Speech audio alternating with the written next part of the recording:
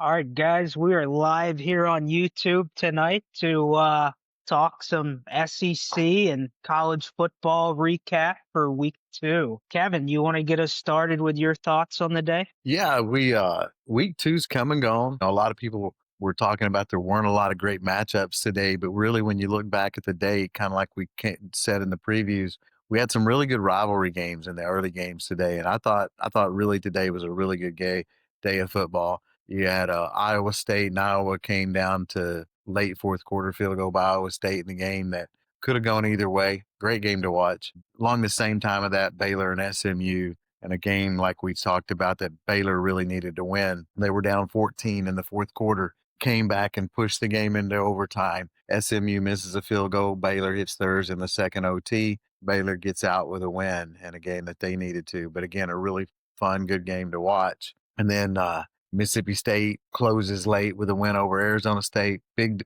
day for the SEC. All their matchups with other conferences they won today, with the exception of Florida and South Florida, which your favorite non-power four conference team is UNLV, and they won again tonight. But South Florida is another those non-power fours that's right there pushing for that playoff spot. I would say right now those are the two early teams in that contest. So big day for the SEC, and to me, a big day for the rivalry games. I didn't mention Missouri and Kansas, but again, another really fun game to watch that went back and forth. Missouri kind of held the lead most of the second half after Kansas jumped out early in the first half. And Missouri was able to pull out that win, which again was another big win for the SEC in a rivalry where there's a lot of hatred. So that's kind of my initial thoughts on the day. What about you? Yeah, I mean, it all started early this morning with the Iowa State game for me.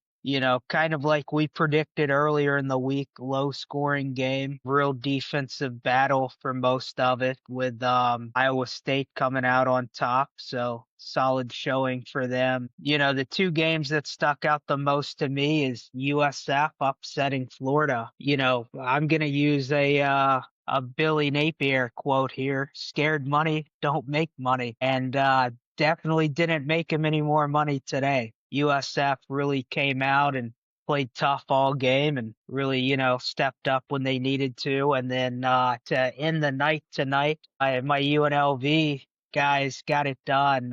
Quick shout out to Marius Brown. Oh, he said he's not scared of Nico earlier in the week, and Nico had a better game than I predicted. I predicted 165 yards from him. He threw for 255, but at the end of the day, the Rebels got it done. So they're 3-0, and you don't want to call it a two-horse race this early necessarily for that group of five playoff team, but I think USF and UNLV are your top two dogs there. So yeah, I mean, kind of an up and down day for the SEC. Yeah, you had Tennessee score a ton of points on East Tennessee State. Andy with a huge second half, 34 points in the second half to beat Virginia Tech by 24. Mississippi State, kind of controlled the game for really over three quarters, got down at the end, and had a touchdown late. So I know I made a call to Blake Shapen to either step up or sit down going into this week, and he definitely stepped up in a big way for his Bulldogs this week. So yeah, just kind of a lot of good games, of games I didn't necessarily think were going to be good games, and then we could roll over into the LSU game and talk a little offense, but start with the bright point of the defense. Only giving up 7 touchdowns on a late touchdown score when our starters were out. What did you think of the LSU offense today? Obviously, they were very inconsistent. I just think, we've talked about it. I think we tried to do too much. I think we came into the game, we wanted to push the ball down the field, and it seemed like we just kept trying to focus on throwing the ball 20 yards down the field, 15 yards, 20 yards, throwing it over the top. And we tried to spread the ball around to a lot of players as far as our wide receivers and stuff. I thought last week we had an absolute semblance of a game plan. We tried to run the ball early. Johnson played along with Durham. There was a semblance to what we were trying to do with the running game. In the passing game, we went to Anderson and Brown, and we went to those two guys again tonight when we needed them.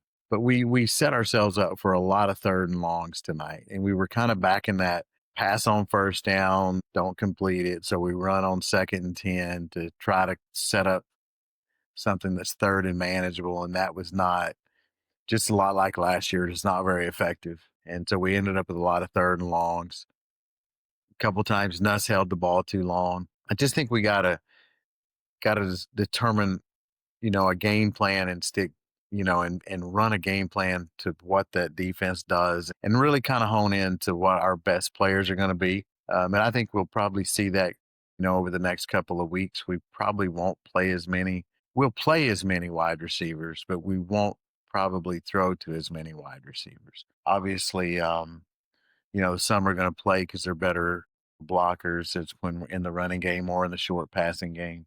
So we'll still play as many, but I think we'll see more of a semblance of what we're going to try to do. But yeah, it was really sloppy. Execution wasn't good. Again, what's your thoughts? Yeah, two big question marks. Braylon Moore went down early with an ankle injury, and then Trades Green went down as well. So those are two players LSU is going to need to be successful, especially Braylon Moore at center. He was the SEC Offensive Line Player of the Week in Week 1 against Clemson.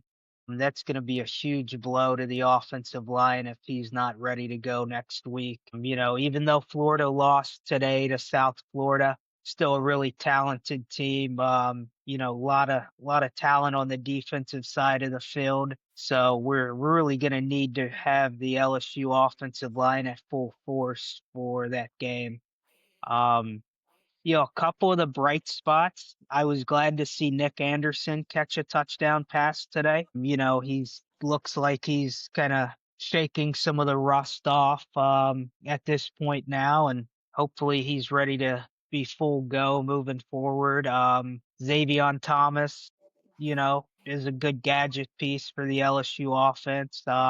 Yeah, a lot of the same as you. We tried to push it down the field too much, especially the first drive of the game.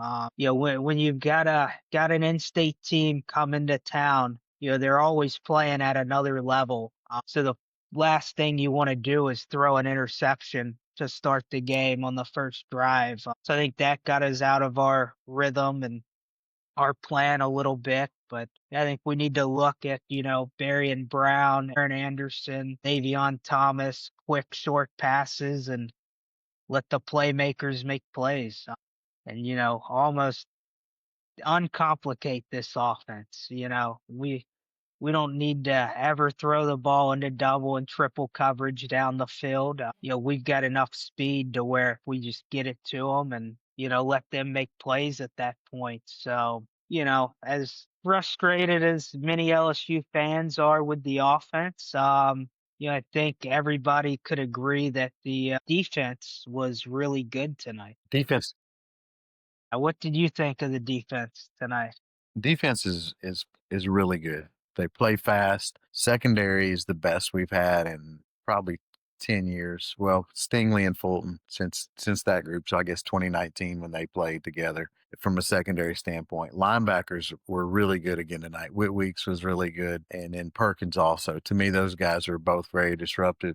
A lot of pass plays that Tech ran, when they checked down and threw the ball to running backs, Weeks and Perkins are right there to make the tackle and very aggressive. The defense is going to be fun to watch all year. We're solid there. There's no doubt. We should have been a shutout. It just should have been. Stamp should have intercepted the pass. Should have been a shutout. Yeah, no, I agree for sure. I want to shout out West Weeks tonight. He was the leading tackler with 10 tackles, 4 solo tackles, half a sack, and 1 tackle for loss. When he came in a couple years ago, I know last year he was banged up, so didn't play much. I've been really impressed with how West has been playing this year. I mean, I'm sure it's an awesome feeling to be playing with your little brother Wit, and would have been nice to see all 3 Weeks brothers on the field at the same time tonight. Kelly mentioned at some point in the year it would be nice to get them all on the same field at the same time. West, he has. He's played well. He's been solid. Our defense has played very fast. I mean, they're everybody knows their assignments. Again, the secondary knows their assignments. The defensive line has played well, and that's allowed the linebackers to really run to the ball, read their keys, and make plays. So I'm excited about watching the defense. Again, they've been really good. And going back to you mentioned on offense, and I agree. Let's play with Thomas, Anderson, Brown. Maybe mix it in Nick Anderson some. I think Bauer Sharp can be a definite possession guy at tight end. Let's make that a focus and do what those guys do best and take what the defense gives us and let's go play. Yeah, and I want to see Jawan Johnson utilized like he was last week against Clemson a little more. Yeah, I think. Go ahead. Shout out to him, the long run by Xavier Thomas, that block that he made to set the edge there for him to get around.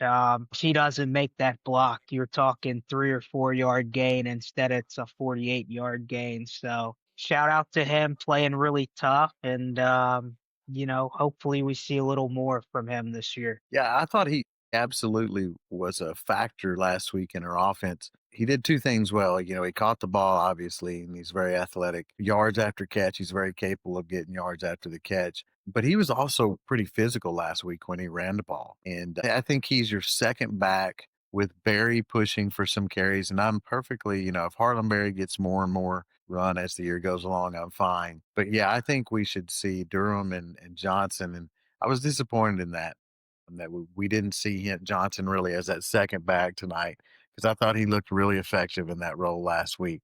And he picked up, you mentioned his blocking. Last week he was good at picking up blocks, in the passing game. So I think he's a really good option when you get into third downs. So I definitely think he needs to be a part of it.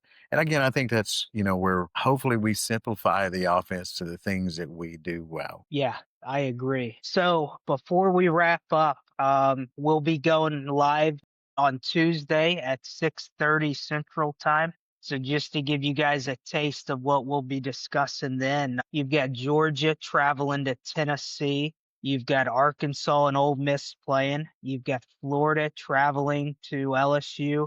You've got Texas A&M traveling to South Bend to face off with Notre Dame. And you've got Vanderbilt traveling to South Carolina for a undefeated showdown early in the year for both of those teams. So we'll have some really good previews coming Tuesday night. So make sure you tune in and listen to us give our thoughts on week 3 games. Thanks for listening tonight, guys.